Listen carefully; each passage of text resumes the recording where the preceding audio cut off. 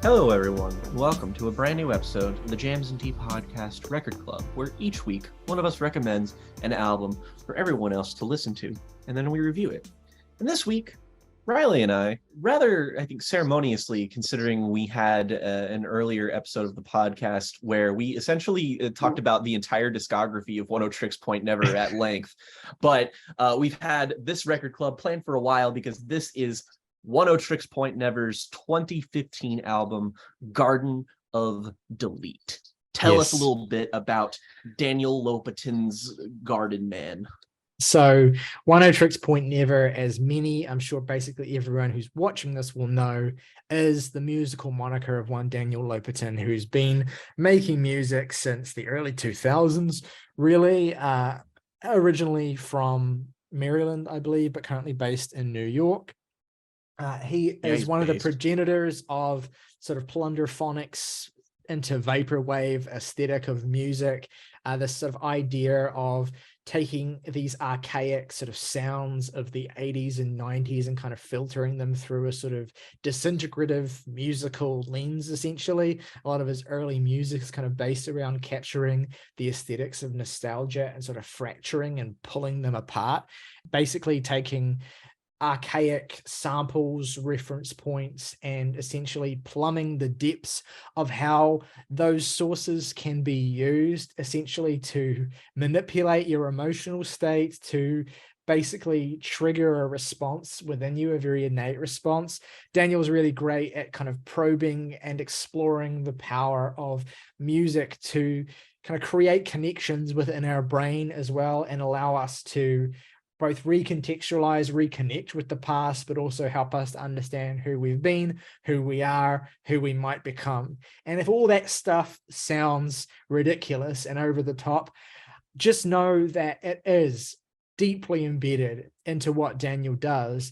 And in fewer places is that more uniquely, idiosyncratically, or potently expressed than in his 2015 album, Garden of Delete, which has always, in my estimation, been perfect fodder for a record club episode because there is so much to talk about with the backstory of this album, with specifically the themes and ideas and concepts of this record, with the sound of this record, with the way in which it essentially brings Daniel's entire career full circle up to this point, essentially. It connects most potently to some of his earliest, messiest, noisiest music, but updates it, gives it this new conceptual lens that basically makes it as much a commentary on all the music he's done as a new musical statement, as well as reflecting how much he's grown as an actual producer of electronic music in that time as well. I mean, with records like Replica and then his major label debut of R+7, you had that kind of building on the plunderphonics, echo jam sort of early era of music where he was essentially recontextualizing samples and finding new sort of beautiful aesthetic ways of capturing nostalgia and the way in which our conscious experience is such an amalgam of those memories and feelings and, influences essentially that filter into our lives. I know this sounds ridiculous, but it is what the music is and it is what the music captures. Garden of Delete is like, there's for all of the ways in which you can explore what those earlier Oneohtrix Point Never records evoke and how they make you feel. They're for the most part enveloping and beautiful in a way that is very easy to connect with, essentially, because again, so much of it appeals to this kind of innate aspect of memory and what stimulates and makes our brains feel warm and held and able to connect with something. Daniel's really great at tapping into that, especially on Replica, which is generally agreed to be his kind of masterpiece of that aesthetic style. Garden of Delete, however, is a much more abrasive, ugly, violent record. Yet it is not very far removed from the particular themes, influences, ideas that Daniel has explored on his previous records. There's a few bits of setup that need to be established to understand why this record sounds the way that it does. The first thing to understand is that the conceptual ideas for this record and how it was to sound came out of an extensive period of touring that Daniel did with Nine Inch Nails and Soundgarden. So this is a very important establishing point, right? Because Nine Inch Nails and Soundgarden were both reference points for Daniel in terms of being acts that he was familiar with growing up, but in very distinct contexts. So Nine Inch Nails was a band that he and I think his siblings discovered in the 90s and just sort of fell in love with the brutality and but also the kind of captivating and instinctually poppy melodies that Trent Reznor has always been great at. Whereas Soundgarden was kind of like something that Daniel described as being kind of forcibly exposed to by the nature of grunge pop culture, essentially, that was pushing these very polished and much more kind of classic rock adherent bands into Daniel's face, whereas he was always more drawn in by the stuff that felt like more of a reaction to that, like that felt more tasteless and ugly, like what Nine Inch Nails was representing. He even described a story of having I think it was, this is weird to say as well, because it kind of flies in the face of that a little bit because it's more classic rock, but like he had a tape of Super Unknown, I think, that he was given or that he listened to a bunch of times, and he went in and traded it in for, of all things, a tape of Rush's Counterparts, essentially. And that like Woof. Weird bit of and he said like even though I've grown to love Soundgarden, I do not regret that decision because I was much more into Rush than Soundgarden, which is super funny. Anyway, touring with Nine Inch Nails and Soundgarden, and he would play these shows where essentially he would open for Nine Inch Nails with a 30-minute set of like harsh drone, basically, where he wouldn't play any real songs. He would kind of just fuck around with synthesizers, essentially. And it was always like something that got a really weird, mixed, and kind of bemused reception from Nine Inch Nails fans who had no idea what this guy was doing before, Trent Reznor came on stage.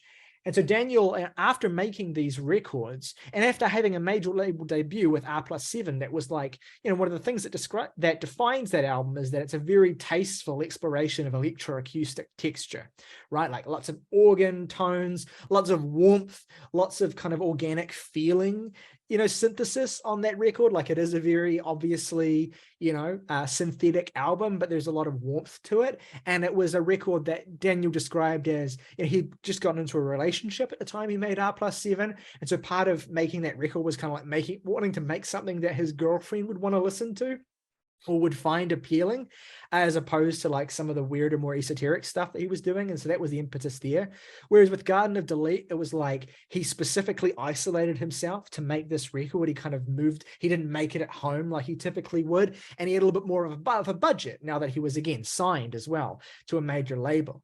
And so he was, first of all, there was this touring with Nine Inch Nails where he was kind of being, immersed in and exploring these more industrial textures, but also these things that distinctly reminded him of the grunge and of the industrial metal and rock that he grew up on, essentially. And as I've said, Daniel's always been someone who's been fascinated with the way that music can be a nostalgic time machine, essentially, that can transport you into the past, and the way that so much of what we get out of music as music fans is actually dependent on this element of nostalgia, is dependent on the music being able to connect to the way that our brains have wired themselves through, years of being exposed to media, essentially, where the media we're exposed to in that pubescent, adolescent stage of our life is the most impactful on the way that our brain wires itself to the sorts of creative and aesthetic things that we instantly connect to in art, basically. So Daniel's always been fascinated by that. But here he was looking for an excuse to explore how that nostalgia specifically relates to his childhood, and exploring it in a more sort of, I would say, a more tasteless and a more kind of hard-edged way. So there's a few other things to note as well. Daniel hasn't gone into detail about this, but he described the process of conceptualizing this record as revisiting memories of his childhood that he felt were very traumatic, essentially. And he described, a lot of connecting with feelings that he felt and experiences that he had going through puberty that were really difficult for him, that were tumultuous, that were tough, right? Relationships, all these sorts of things that were difficult for him to experience and to come to terms with. And so Garden of Delete is a concept album about the trauma of puberty. That's what it is. That is what this album is in a nutshell, basically. And it attacks and it goes at that theme by focusing in on the synthetic aesthetics and signifiers of the music that Daniel was listening to and being exposed to, both willingly and against his will, while he was in that pubescent era. But also, in typical Daniel fashion, channeling this into a kind of concept, essentially, about an artificial intelligence alien teenager, essentially, who is cursed because of the way that he's programmed or because of some aspect of his biology to be eternally stuck in puberty, basically. So this pubescent alien. Oh, no. And this pubescent alien who is called Ezra, essentially. And this is the kind of central figure of this record, right? And I won't claim to know all the specific details of this concept, because the specifics of the narrative or whatever are not as important as just the general overarching points. But essentially, Ezra has this kind of cyber metal band called Chaos Edge that he's either in or he's a huge fan of or he's in some way connected to, that either way serves as a way of him expressing his frustrations. And throughout this record, essentially, you get these songs that, both in terms of the aesthetics of how they sound and in terms of the lyrics, and this album has a lot of lyrics that are actually, they're not actually performed by a human being. They are programmed through a software. And let me get this right. It was called Chip Speech.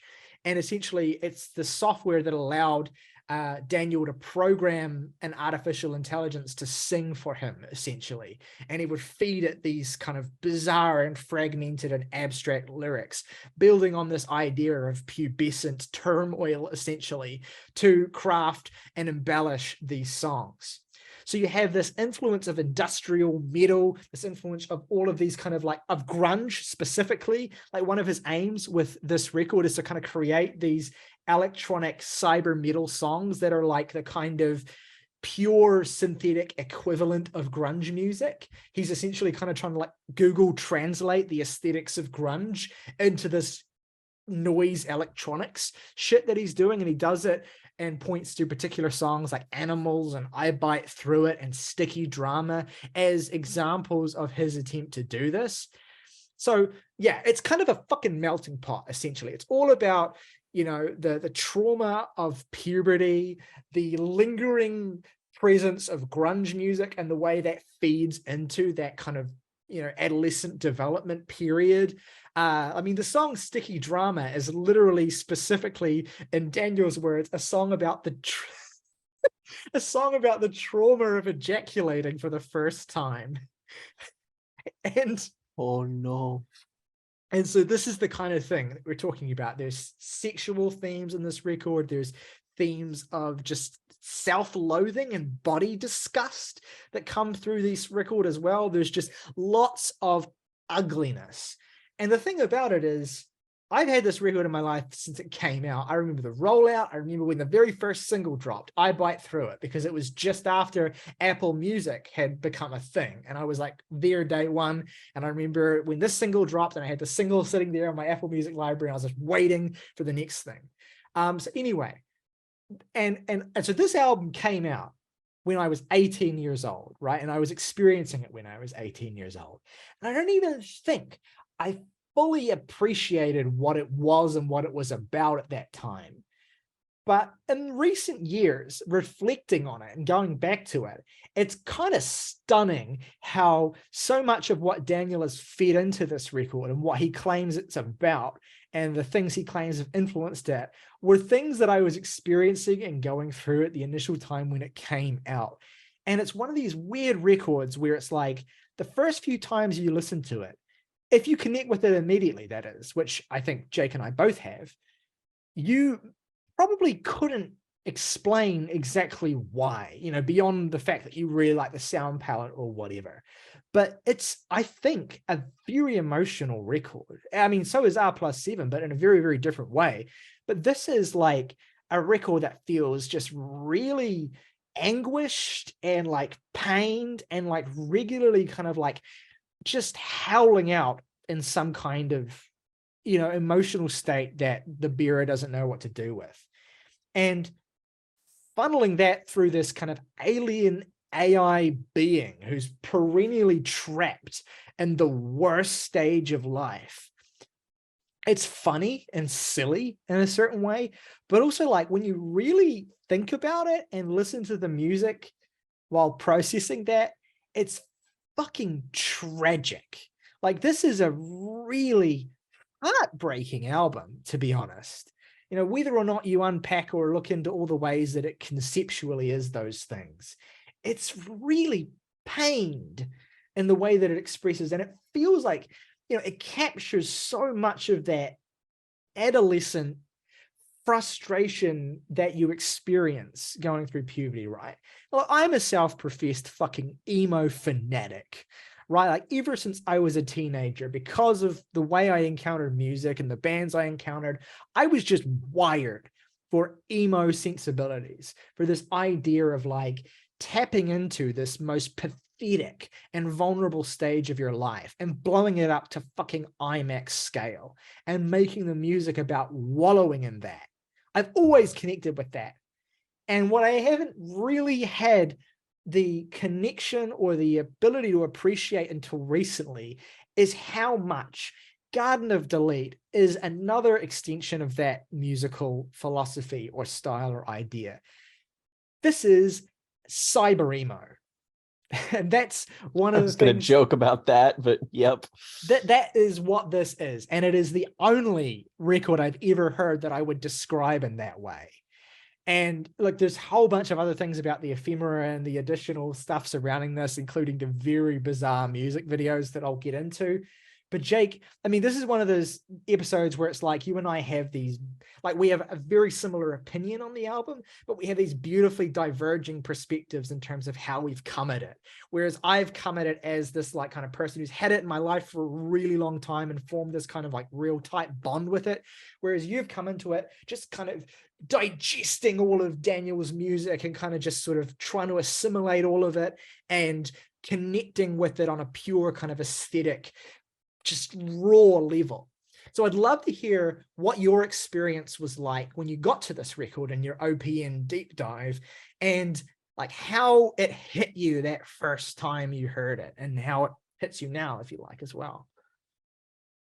When I first listened to it, it was one of the last OPN albums I heard. And I feel like that's part of the key to sort of understanding it, is that I feel like you, not necessarily like you need it for context, but you're just more able to fully appreciate the sonic directions that Daniel goes in if you know what his previous music was like. Because it has a lot of different signifiers and motifs and elements from his earlier career, sure, but it also doesn't really sound like any other album he's made. Like Replica is an album that's about like reveling in an atmosphere, and R+7 can be a bit more wide and spacious and kind of active. And this is just a gnarly little fucker of a record. I mean, this is the closest that Daniel gets to making like straight up IDM at points. I think the thing that took me off guard the most about all of it was just the rhythm.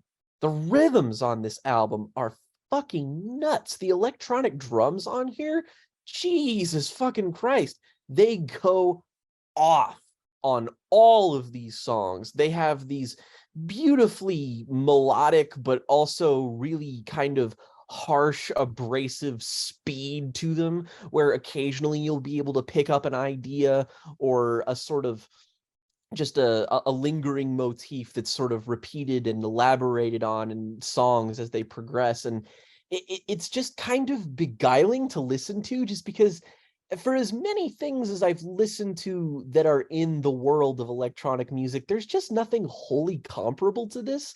And I think on first listen, that was just sort of the thing that was the most captivating about it.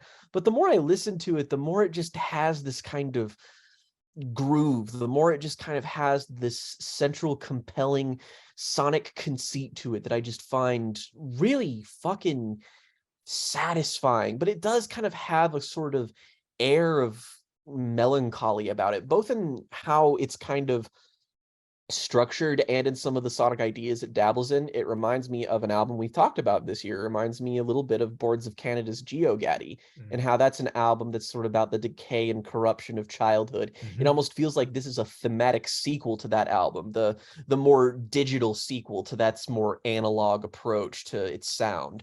And it feels almost like it feels almost as though it's sort of the 21st century answer to what that album is doing. And there are just some of the sample choices on here that I think are super cool and super interesting, like on Ezra, the sort of first proper song on here. I love the kind of watery splashes of guitar. That's like the first real idea on here, other than the sort of uh like automated robotic calling of the main character's name of Ezra. You can only barely tell that that's what they're saying, but you sort of hear it over and over again, and it's sort of attached to these parts where you hear the name being repeated over and over again, and then a segment of just kind of blitzkrieg of electronic nonsense will just kind of happen, and then it'll just sort of unfurl and then come back and unfurl and come back.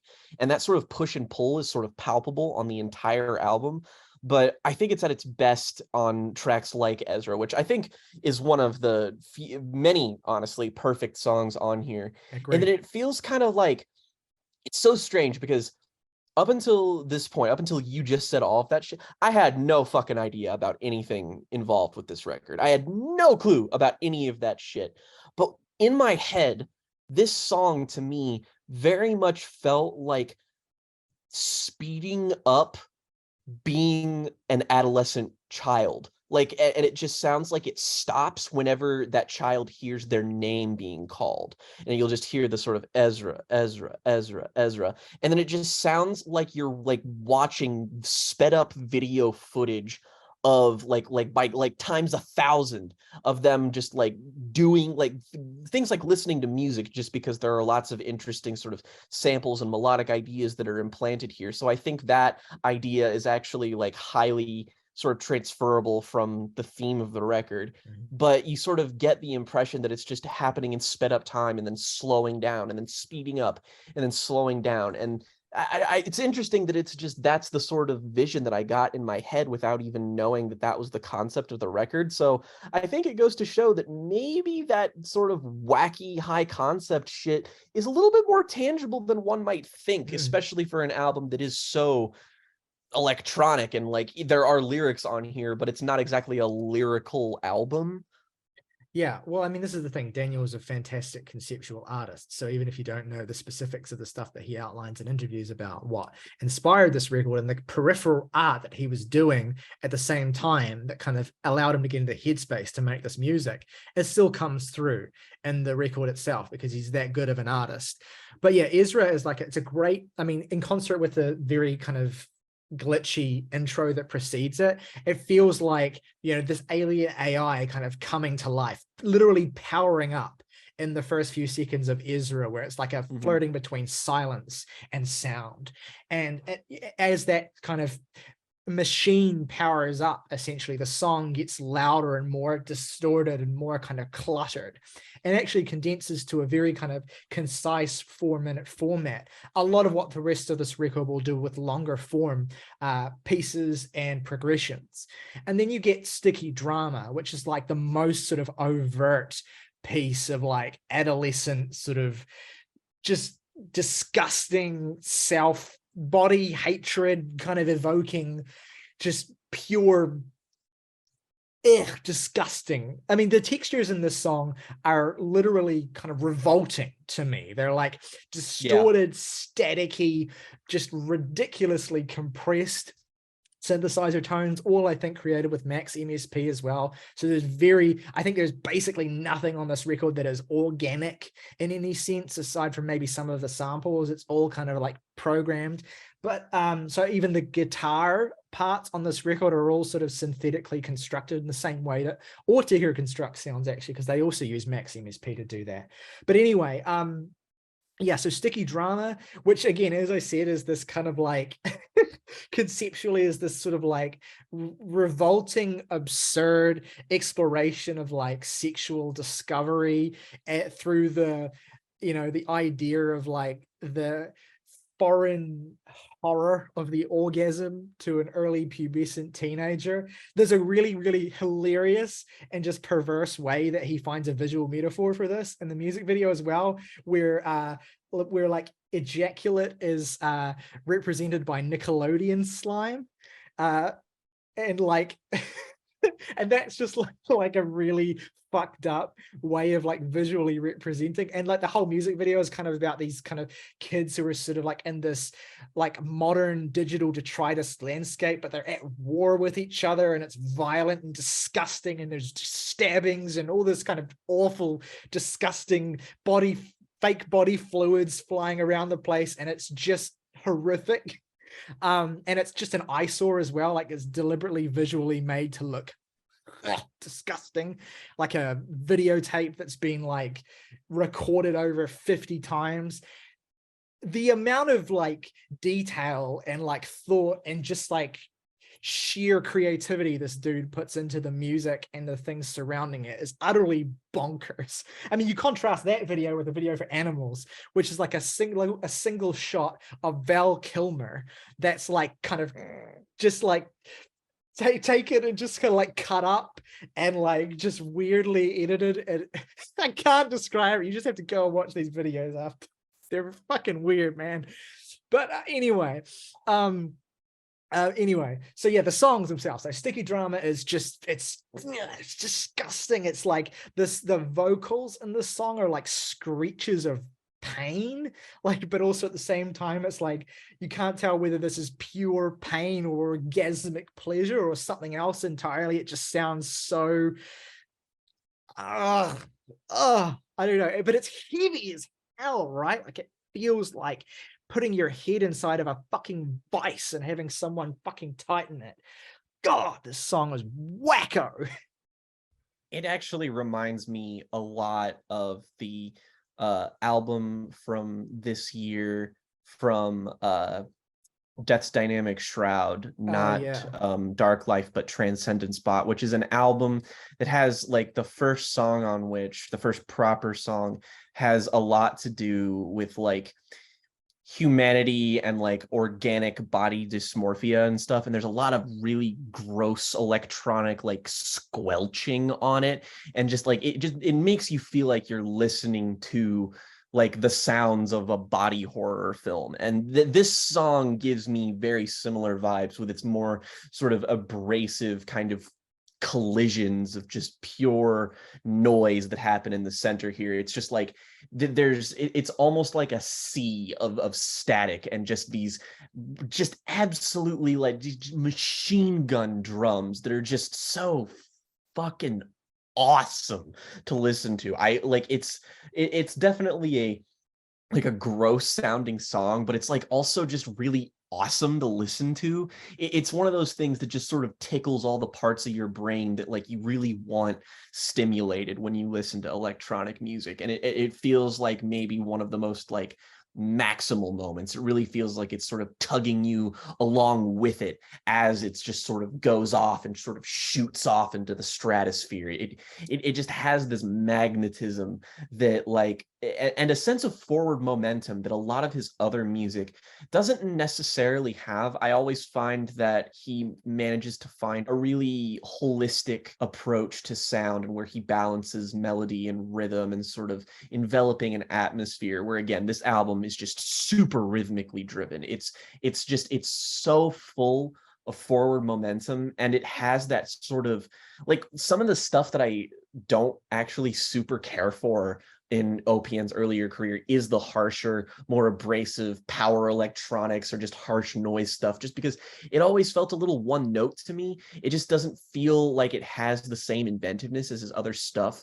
And so it just feels like something that feels like it doesn't mesh with the rest of what he's doing on a given project. But here, it feels like he's taking this and sort of melding and sculpting it into what he normally does, just with an uglier sound, with a deconstructed version of his already kind of out there aesthetic. And I just really, really both like and appreciate that as like a fan of his music. And it's just nice to know that this side of him didn't go unexplored, just because I saw potential in that harshness, but it never really felt like it was fulfilled until this album, where it sort of feels like the goal is to take this and make it a wiry, more kind of spellbinding journey, but with these sounds that, again, are not traditionally pretty, but are still nonetheless super compelling, like on my personal favorite track on here. And God, maybe my favorite OPN song, which is Mutant Standard. Oh, This God. song is fucking nuts. I just want to It's say, fucking nuts. before you get into it, this is how Daniel has described this song in his own words. Mutant Standard is what happens if you drink 20 Mountain Dews. You burn down a house and the sugar wears off and you crash. And again, just to relate it back to the theme as well, the whole thing that Daniel is trying to evoke with the sound of this is, in his words, a mutating pubescent body. It's trying to like communicate through sound and aesthetics, the feeling of being inside your skin essentially and feeling a lack of control over the way that it's changing and manipulating your form essentially, and the horror of that. Like, it's very Cronenbergian. It's very body horror. Like, the idea is like you're trapped in this vessel, and not only are you just trapped in this vessel, but the vessel is exerting its own will to change and fuck with you. And that is what this song feels like. You have these arpeggiated, synthesized tones that course through the song, and they sound like a million bullets hitting your skin and just ripping it apart. They get faster and more intense. It's kind of like Philip Glass on fucking LSD. It's nuts. Yeah. It's like listening to Dysphoria if it was fast. Like, I don't know how else to put it. It's so invigorating, and it's like it's all of the album's most compelling sonic ideas just sort of distilled into this like cosmic kind of rush. And I feel like I sort of saw the vision like when, you know, I was on my shift last night listening to this, and I was 2 energy drinks deep listening to this, and I was just like, I see the vision. And it's just such a consistently exciting track. This is where the comparisons to IDM, I feel like, are at their strongest, because this feels like Plunderphonics IDM. It's like somebody is trying to make an Autechre song, but with samples and not their own instrumentation solely. And the result is just something that it just never stops moving. And then it gets to the center and just feels like you're like being shot forward through fucking cyberspace. And there's just this brief moment where you get a kind of spacious clarity right after all of that just consistent zoom. And it's just so beautiful feeling. It feels like you get a moment of like R+7 type stately beauty here, and it makes you like really revel in it. And then just immediately fucking picks right back up again with those arpeggiated synths that you talked about, where you're just like, it's almost like this is where the deconstructed club tag comes in on here, because it's like, this sounds like it would be a club beat, but it sounds like somebody just took it and was like, just fuck around with it a lot, just be like, and it just, you listen to it, you almost kind of want to dance to it, but you would just be like, there's no discernible, identifiable rhythm here other than just being like, it's awesome. So like at this point, like the first half of this album has been this kind of violent attack of the kind of physicality of feeling out of control, essentially, in this very vulnerable stage of life. And the second half of this record, it's kind of almost separate in a certain sense, in that it's much more emotionally tangible. It's much less about violence, both sonically and in terms of like feeling change. And it's more about like the internal psychological state of processing it. And Child of Rage, which is the next song on this record, is like, I think one of the most, especially once you understand the context of it, it's one of the most heartbreaking pieces of music that Daniel has composed.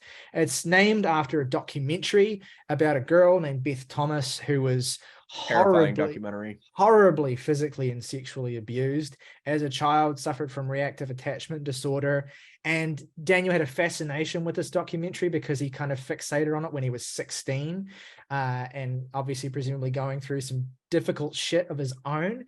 And then growing up, he kind of realized how flawed of a depiction of Beth it was, how much it kind of, incidentally vilified her and the way that she behaved in response to the way that she was treated.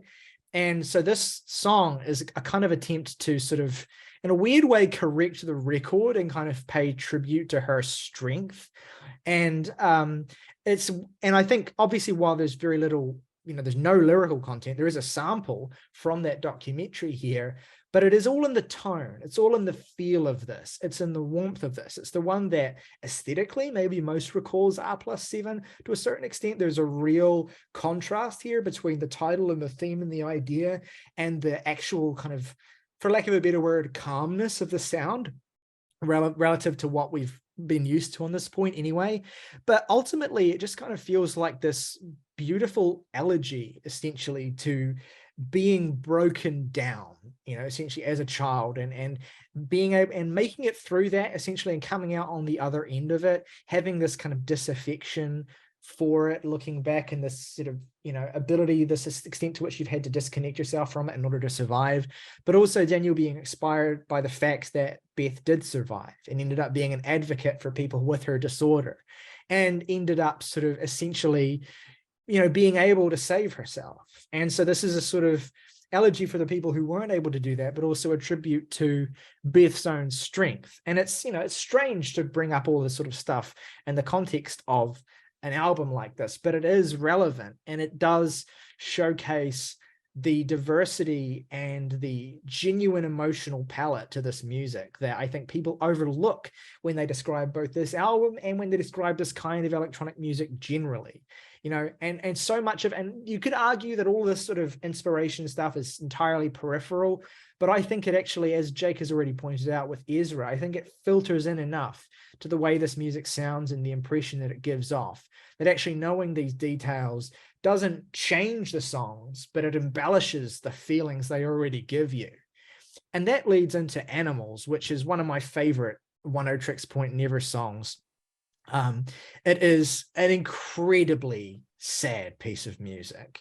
I mean, just in terms of all of the, musical, melodic construction, aesthetic, all the things that Daniel does to make the song sound the way it does, it is mournful. I mean, the tone of the artificial voice on this thing, the way that it sings, is just gut-wrenching and devastating. And it is very abstract lyrically. It kind of depicts a journey to the zoo that this ostensible alien adolescent protagonist is taking, and kind of reflecting on, how connected and disconnected he feels from the animals that he's surrounded by.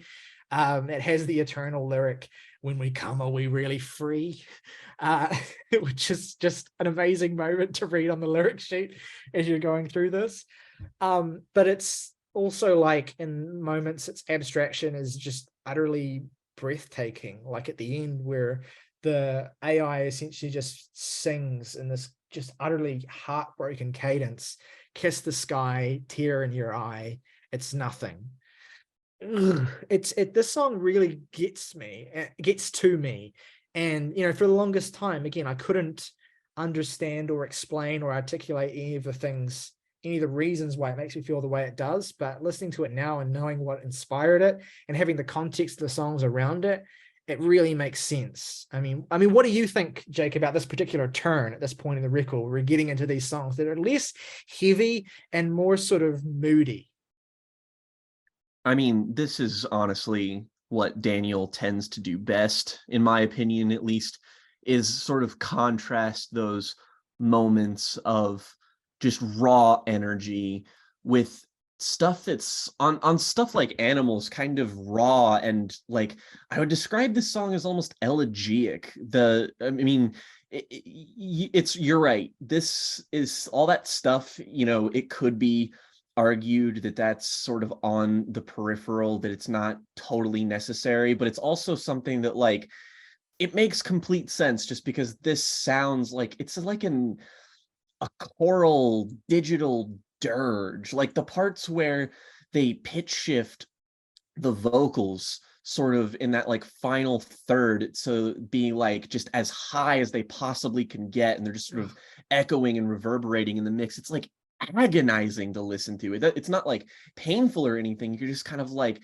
it's just so emotional in a way that you don't really see electronic music, or really music in general, kind of being. It's evoking these emotions through such unique aesthetics that I can't help but just kind of be beguiled by it. It's sort of a thesis for the whole record, I think, is that it's achieving a lot of what Daniel does normally, but by means that are so much more adventurous and interesting. And this is like a real grower. I love this song. It's probably in my top 3 on the album, just because of how achingly fucking mournful and beautiful it is. And I feel like that sort of set up into this part of the record. It feels like the come down from, it's like how he described that one song. It's just sort of being like, it's sort of the rush and then the crash. Feels like that's an embodiment of the album structure overall too. Yeah, 100%. It's just it's again, we're hearing more and more into this kind of formless space structurally and in terms of within these songs. So it takes a little bit longer to kind of wrap your head around, and it doesn't kind of like guide you through it like some of the earlier songs do. You're kind of just left a bit adrift. And then you get the lead single, I Bite Through It, which is, again, you kind of have a little bit more of an aggressive tonality coming through here, but there's this beautiful contrast between these sharp, stabbing, syncopated, percussive samples and these kind of like beautiful, slower moments that kind of just, where it all just sort of falls away and ripples. I absolutely love, I love the textures and tonalities here. I like it as well that, Oh yeah, in terms of explaining this song, it's like very much not really any more complicated than what the title suggests. It's like a song meant to evoke the feeling of like ripping flesh and like biting into things, and like inspired by horror movies, and like specifically inspired by like George Romero zombie movies, and trying to like again, Daniel's so weird and esoteric with his like what he tries to evoke. Like he says this song is essentially trying to evoke, what it might feel like to have your flesh ripped into by a zombie, essentially. And he uses these, again, like I mentioned, there's a lot of syncopation in these songs, where in this song, where the rhythms kind of like interrupt each other and just kind of like feel just so off kilter that you really struggle to get your head around them. It's a similar trick to what, again, Autechre use in a lot of their music from around this era as well. It's just a really slimy and just unsettling song that feels like, again, a kind of almost like a manic reaction against the depression that Animals evokes. It is, in a certain sense, it's a kind of like a bipolar pairing, these two songs, and it really enhances this sort of eerie, upsetting feeling that this section of the record in particular really gives me. And I mean, God, and then when that falls away into Freaky Eyes, which is again a longer track on the record, I like that Daniel has described this as a prog song, which it's not, but like in his way, it is. yeah. He says it's like a funereal epiphany of realizing that the end has already occurred and you're only experiencing the after effects of your loss. Again, it's just this. You're left adrift here. It's just heartbreaking. Again, the vocal refrains are barely interpretable, but then when you read what the voices are saying, it's just terrifying. If you're cold and you can't feel, you might find you've already died. All of these weird objects are reflections of you, and they try to change perception when you're near. I mean, what a strange and eerie piece this is, especially that one random moment about halfway through where this pop song sample just kind of like breaks the rest of the track apart and just kind of sends it careening in a new direction temporarily before that even gets smothered. It's probably the most like abstract piece of music on this whole record. And the way it starts out too with like this kind of winding, loping kind of electric organ melody that just sort of repeats on itself over and over again until it just gets like fucking swallowed by this incandescently bright synth tone that makes you feel like you're like listening to like it's like hyper pop Vangelis. It's fucking nuts. It's one of the most like purely transportative moments on the album, and it's also just a moment where like all of these sounds begin to intersect, and this just kind of, again, that sort of digital detritus that he likes to evoke sometimes. It sounds like viscous and slimy there for a second, and it's just kind of like ugh. And then there's like that sound where like it sounds like an answering machine tone just like erases all of it, and then it just becomes this sort of wall of discordance for a couple of seconds.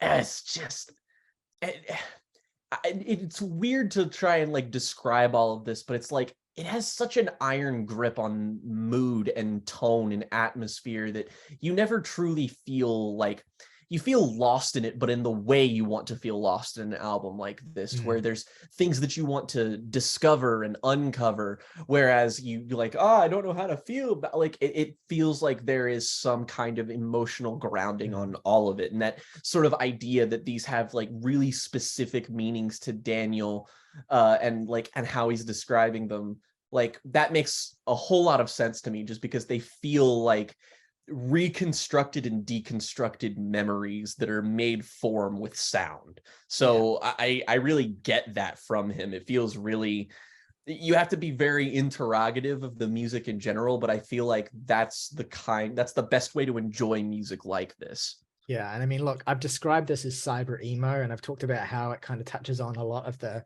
fundamental experiences of puberty and adolescence.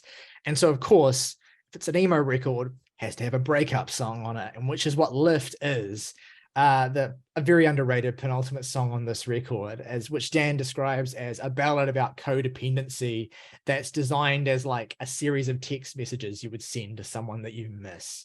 And again, it's all very abstracted lyrically. It's kind of cut up a little bit, but that abstraction makes it even more heartbreaking. Like the lyrical refrains here of, where are you at? Meet me outside. I can't find you. There's no lift without you, which is in isolation a heartbreaking lyric that I've thought about a lot this week. Bird without flight. There's no lift without you. And then at the end of the song, when he says, eyes that we play and we're old again, that we play that we'll be old. If there's no love, that can be worse than nothing. If there's no love, that can be worse than all. It's like this, again, with this concept of this alien AI, essentially like learning to communicate and experiencing all these horrific emotions for the first time, trying to communicate, poetically even, what that is like, and having this broken English, essentially, that you get through these lines, that is like, for some reason, lyrics about like missing someone or fantasizing about growing old with someone or reflecting on your like loneliness, somehow all of that's more heartbreaking when the English is broken, because it's like it's another way of showing a sort of disconnect and emptiness, a hole inside, essentially. And the song itself, even apart from that lyrical context, is like Animals. It's just gut-wrenchingly, hauntingly sad, and it's I absolutely adore it. And then it goes into God, okay. No good. The closing track of this album, which is, my favorite OPN song. And not only my favorite OPN song, one of my favorite songs ever. Like, one thing I think that's slightly underrated about Daniel is how great he is at album closers. Like, Replica has Yeah. God, what's it called? The final song on Replica. It's like a particularly, anyway, it's great. It's got a great closer. I can't even remember the name of, which is great. R+7 has Chrome Country, which is also my favorite song on that record. And this has No Good, which is like, I don't have any kind of interpretation to apply here. It's, I mean, one of the lyrics is literally, I'm fucking so sad. This is all just about how it sounds and how the sound makes me feel. It's like there's these broken samples that sound kind of like sort of acoustic or sort of like guitar chords that are kind of fractured, warped, sort of contorted, twisted string sounds to a certain extent. It's all cut up and it all has this really earthy tone to it that feels really like it just gets, it's something in my stomach that I feel a chill when I hear it. And then, of course, you have the vocal itself, which is so compressed, so heavy, so laden with buzzing synth tones that it feels like it's kind of, your skin is on fire, is how it makes me feel when I'm listening to these, processed artificial vocals just screaming over and over about nothing being good and everything being wrong and shameful. Every time I try and think about how to describe what this song does to me, I feel like I end up taking away from its power as opposed to embellishing it or explaining it. It is just this thing at the end of this record that completely undoes me. It just tugs at a string that pulls apart a knot that is holding my sanity together. And it's just like listening to everything inside me that I'm holding together unfurl. And it couldn't go anywhere else on this album, I don't think, because it is just this final moment of just unraveling that this hopeless, embroiled protagonist is left to just malfunction and sputter out of life through these flashes of intense feeling in between unbearable silence and reverb. It's like the album itself is just sparking out of life slowly and leaving you in a void. Yeah. I mean, I love kind of how sparse and melancholic the last like minute of this song is, where it just kind of, I can only describe it as the song just kind of gives up. It's just like it feels like a defeated digital sigh that just kind of wallows. It's And like before Ezra that, sounds like something coming to life, and this just sounds like dying. It just sounds like something is dying.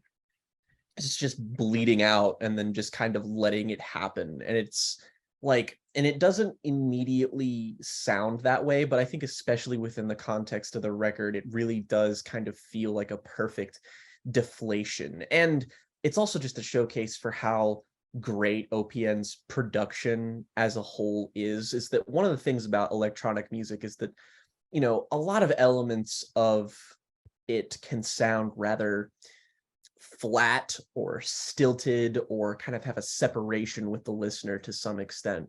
Whereas I feel like the best electronic artists make their sounds feel tangible, and the sort of fried textural quality that all of the sounds on this album have feel like they're really magnified here. It really, like, it's almost a synesthetic quality that this album in particular has, where it does feel like you can touch and feel the sounds that are in this song, and it makes that sort of emotion of sort of disgust and dysmorphia and just kind of rejection. It understands how that feels on like a physical level, which is something that I think is a really tough thing to actually grapple with. So the fact that he's able to harness that is just, it's kind of unreal when you really think about it, honestly.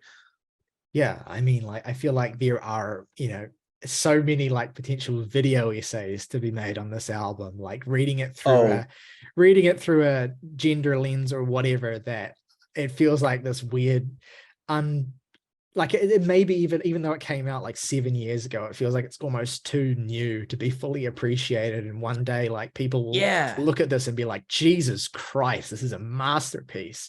Not that it wasn't well received, but just that I think so much of what makes this record fascinating is stuff that I feel like people have yet to really catch up to.